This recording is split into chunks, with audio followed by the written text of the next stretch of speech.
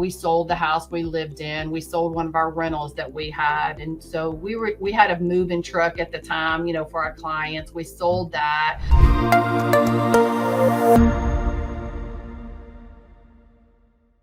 Thinking back through, I mean, 23 years, and I know there's lots of things you could share here, but what would you say, man, here's been my biggest challenge as far as real estate. Like any pain points along the way? Mhm.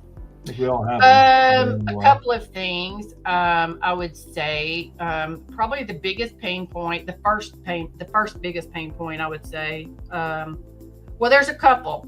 Um, First of all, I'm not structuring it and running it like a business. We already talked about that, right? And so when you really, I feel like, as agents and as I mentor agents, it's like, I try to help them establish their as they're jumping into the real estate world, or even they're maybe already in. It's like you got to run it like a business. So we talk about that, but fast forward to like 2008 and 9, we were talking about Steve and I are full-time in real estate. The market starts tanking.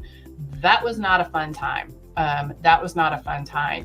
And, I feel like we're pretty conservative. And so thankfully we made it through without having, to file bankruptcy or without having a short sale. But we sold the house we lived in. We sold one of our rentals that we had. And so we had a moving truck at the time, for our clients. We sold that. Like, we were selling everything just to stay afloat. And so that was a stressful time for everyone that was in the business back then.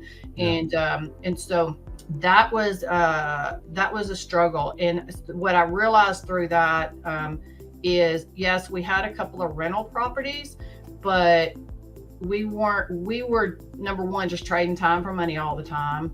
And number two, we had no backup plan. We had no, really additional income streams. We were both in it full time.